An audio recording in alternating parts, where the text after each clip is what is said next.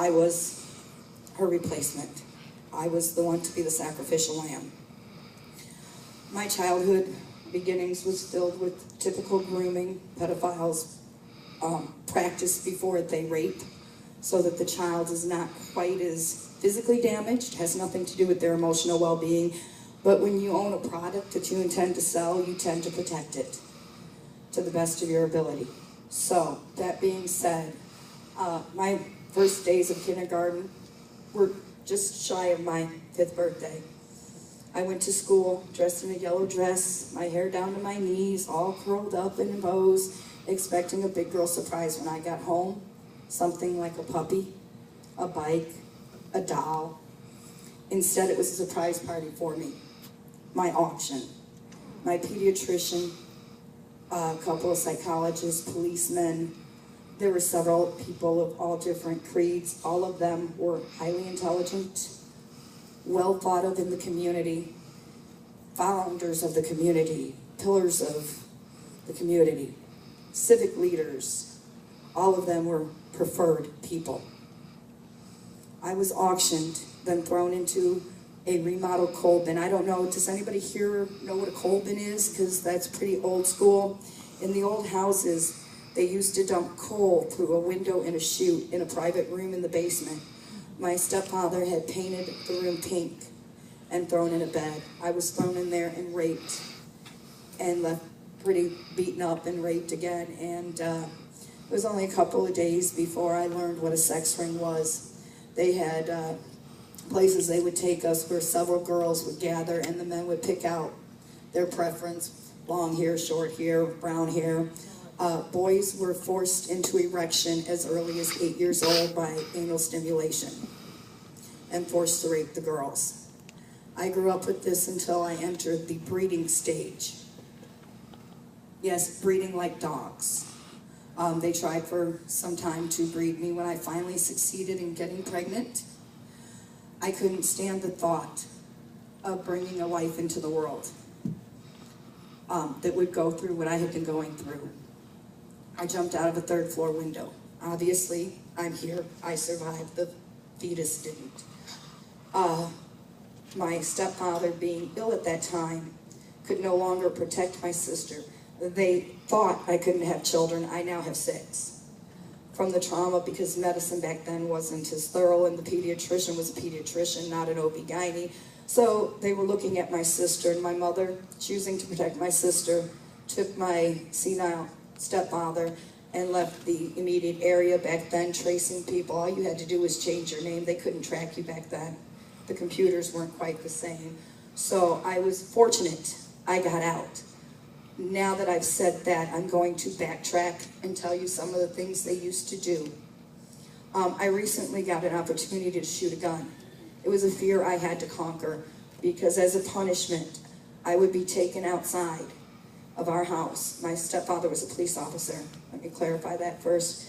Handed a pistol and told to shoot a dog that I'd grown close to on multiple occasions.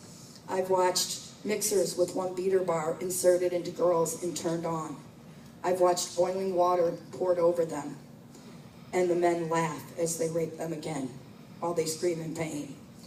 I'm gonna get really gross here. I was a biter, and on several occasions they had to pry my jaws off of male genitalia. And at one point I had boiling water thrown in my face. The excuse they gave my school, because my sister was known, I was allowed to go to school and so forth, the excuse they gave the school was that I had a chronic cold sore. My entire face was blistered for days. Pause a minute, sorry. They arranged an accident with a boy that I'd grown close to, that they had been abusing. They loosened the wheel on his birthday present, a dirt bike, and he crashed into a tree and died from a brain hemorrhage. Men who tried to escape or decided that this just was too heavy for them, or for whatever reason wanted out, would just simply have an accident and disappear. It was run like any organized crime. They were very thorough, very discreet, and very capable of keeping control. like I said, I was known. I had, and I knew I had some vestige of protection. Most of the girls knew they were going to die by the time they were 12. Their fate was sealed from the day they came out of the womb, because they were bred for that purpose. One of the ways in which they managed to get fresh meat, and yes, that's a crude way to say it, but that is exactly how they conceived us to be, perceived us. They would take the dead bodies of children they had beaten to death, arrange for one of the teenagers to babysit, for a church group, for somebody they knew from PTA, and so forth. They would arrange for the teenager who had been taught how to act properly without talking. Stockholm Syndrome, they just robotically listened. When you know that you're going to get killed and you've seen people killed, you tend to believe them. They would babysit, and while the parents were gone, they would take the live children, hand them over to a keeper, that being one of the males that prostituted the children. They would throw in the dead bodies, matching the similar sex, size, color, so forth, and allow them to be burnt and incinerated to death so that they could replace their stock. If any of you are not grossed and shocked by now, then you will be after this. It's still going on. It's more discreet now because of the internet. The internet has not made it better, it's made it worse. And it isn't the smart pedophiles we have to look out for, the dumb pedophiles we have to look out for. It's the smart ones that haven't gotten caught. The sex offense registry is helpful, but those are the ones who have been caught. Those are the ones that aren't so smart. It's the smart ones. It's the Sandusky's that don't get found out for years. How old is Sandusky? He probably started this at 19. Good Lord, that's a lot of years. That's a lot of victims. My stepfather's group had, in its small part of the group, its local chapter, shall we say, at least 40 men. And that was the local chapter. How many states are there? How many big cities? It's discreet. It's hidden. It's traumatic. I've been called a victim. I've been called a survivor. And those are all accurate. But my goal is that everybody become a thriver and rise above their abuse to help prevent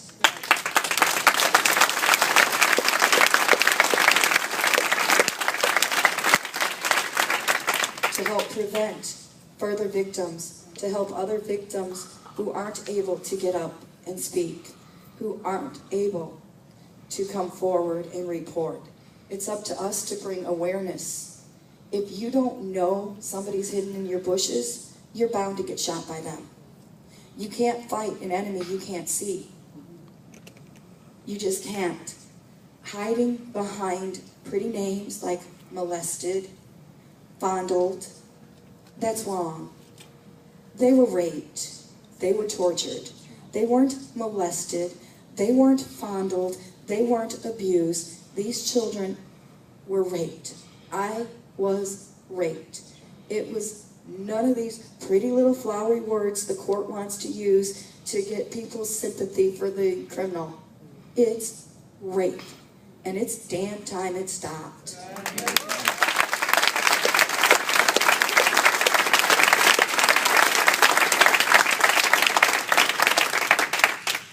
Now, if the group was only 40 large back 30 years ago, and these people trained their children, the boys were trained to continue this on, I'm not that good a mathematician, but can you imagine the astounding number of children that are hidden? The large amount of men that are still running this ring? It's groups like these that bring the awareness forward. It's people like you who spread it. One voice is a whisper, two voices a yell. Let's make it a shout. Yes.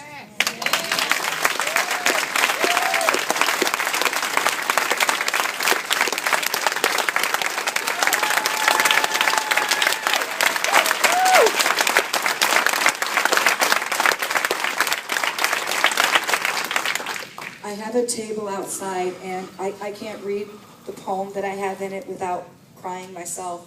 I would like you all to stop by and get some of the flyers, and most of them have the poem in it, so you'll get a copy of it. It's Weep Not. It basically says, don't cry for me. I'm here. I'm alive. I've thrived past my abuse. Cry for the children that are still captive. Cry for the victims that are still being raped. The children that are afraid to come forward. Weep for them. Sympathize with them. But stand behind us, the people who are fighting. We don't need your sympathy. We don't need your pity. I don't want it. If you give me pity, I have to pity myself. And I'm too strong for that. I refuse to give in to that. If you allow yourself to live in your abuse and to recall those memories and use them as a crutch, then you're continuing to abuse one person and one person only. You're abusing yourself. You're continuing the abuse. You're continuing the cycle, not to your children, not to others, but to yourself. If there's anybody in here healing and recovering, here's what I tell you. Don't let them win. Let it go. Be better than they are. Come forward. Speak. Tell people what's going on. Break the taboo. Man, I tell people I didn't have a birth certificate until I was 36. They look at me like I was stone cold crazy. I tell people I was part of a sex ring, and they change the subject so rapidly it's not funny.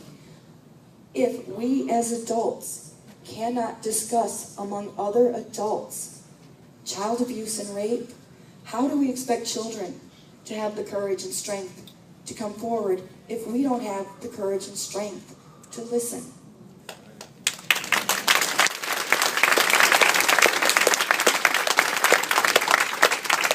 Every time somebody turns their back on a victim, changes the subject, conveniently hears their phone ring or a knock on the door, you're telling that victim, I don't give a damn. You're telling that victim they had no right coming out. You're shunning a human being that's reaching out to you, and that's cruel. You are no longer a help. You are the abuser. You're re-victimizing the victim. We need to end child abuse through awareness. We need to end it through breaking the taboos and the fears. We need to give children the knowledge that if you come forward, if you reach out your hand to, if you reach out your hand to us, we are going to pull you out of that situation. We're not going to say, oh, shh, that's a dirty word. You can't say they raped me. You can't say they had sex with me. You can't say, and I'm about to curse, you can't say they fucked me. You have to skirt the issue. You have to be polite. You have to maintain yourself and speak properly. Bullshit.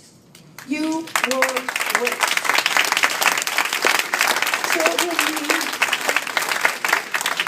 Children need to be able to say, damn it, that idiot raped me. I need help. And like I said, until more people like you can listen to people like me, children are not going to find it in themselves to come forward.